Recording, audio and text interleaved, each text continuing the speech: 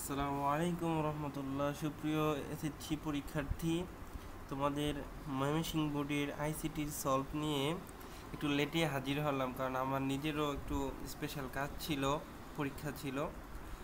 আমরা ক সেটের একটা সলভ দেখার চেষ্টা করি। যদিও বাম পাশে সলভ রয়েছে ক নম্বর, 1 নম্বরে যতটুকু বোঝা যায় যে প্রোগ্রামিং প্রবর্তক কে ছিলেন অ্যাডা লাভলেস। তারপরে শাসন ব্যবস্থা বা প্রক্রিয়া ইলেকট্রনিক্স ভাষায় কী বলে, গভর্নেন্স। তারপর 21 শতকে এটা আমাদের জ্ঞান ভিত্তিক যে হবে সেটা মোকাবেলায় করতে হবে। তারপরে কম্পিউটারের সিডি ডিভিডি দেওয়ার সাথেই বাট ইউএসবি দেওয়ার পরও এগুলো অটো রান দেখাবে। তারপরে আমরা যদি খেয়াল করি, আচ্ছা এক কাজ করি, আমি এগুলো দাগায়ও দিই, কারণ আমাদের এগুলো দাগানো থাকলে ভালো হয়, তাহলে আমরা মিলাতে পারি। যেহেতু এটা আমাদের সেট, সেটা আমরা একটু দাগানোর চেষ্টা করি।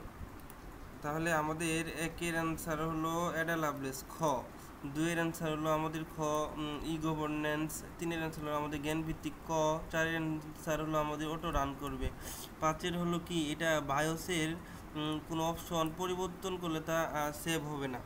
মানে একটা জিনিস পরিবর্তন করলাম, ডিসপ্লে পরিবর্তন করলাম, কিন্তু হবে না। এটা হলো নেরিসিজম, এটা তিনের গ নেরিসি, এটা হলো কি, এটা হলো ছয়ের গ নেরিসিজম।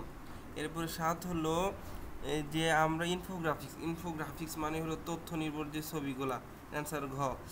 এরপরে 8-এর হলো ই পাবলিকেশনের মাধ্যমে আমরা এটা অনলাইনে পড়তে পারি।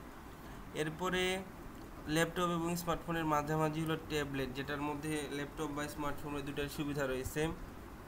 এরপরে স্মার্ট বুকে এটা সবগুলোই তিনটাই করা যায়।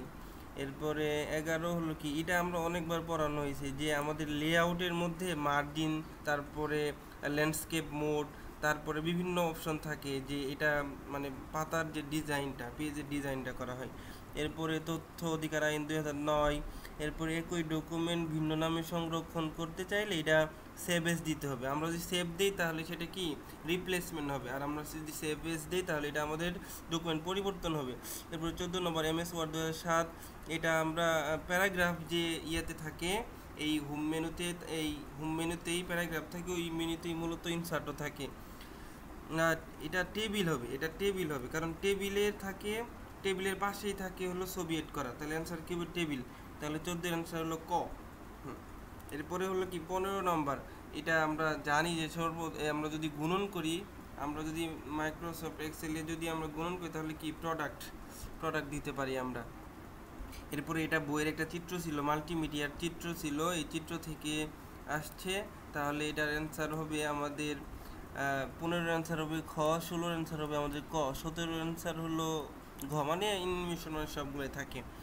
এরপরে আপার নেট, এটা টিম বার্নার্স-লি যে ইন্টারনেট আবিষ্কার করে, ওই যে একটা সৈন্য দলেরা মিলে আপার নেট চালায়, এগুলো আমরা জানি। এরপরে ইলাস্ট্রেশন প্রোগ্রাম মুদ্রণের জন্য SMYK এটা ব্যবহার করা হয়, মানে 19-এর ক। এরপরে 20 হলো লেসো টুল, এই লেসো টুলের মাধ্যমে কি হয়, মুক্ত সিলেকশন তৈরি করা হয়। ইলাস্ট্রেশন কত প্রকার টাইপ টুল রয়েছে, এটা গতকাল রাত্রেই আমরা ম্যারাথনে পড়িয়েছি 6 প্রকারের। ডেটাবেস ম্যাক্রো, এটা আমাদের কি করে একই কাজ আর বারবার করতে হয় না, নোটবুকের মতো থাকে এটা। এরপর ডেটাবেস ম্যানেজমেন্ট সিস্টেমের প্রধান কার্যবলী হলো তিনটাই, এটা আমাদের নিরাপত্তা দেয়, এটা আমাদের অনুসন্ধান করতে সাহায্য করে। শুধু 3টা ওয়ার্ড লিখলেই পুরো ডিটেলস বের হয়ে পড়বে। এরপরে ডেটাবেস প্রোগ্রাম, এটা এক্সেল। এরপরে হলো গ্রিড লাইন, ধরন পরিবর্তন করার জন্য টুল ব্যবহার করা হয়, এটা আমাদের স্টাইল মানে তো ধরন রকম। আমরা বাম পাশে অ্যান্সার দিয়ে দিচ্ছি, আমরা অন্য যারা সেট পেয়েছেন দেখে নিতে পারেন।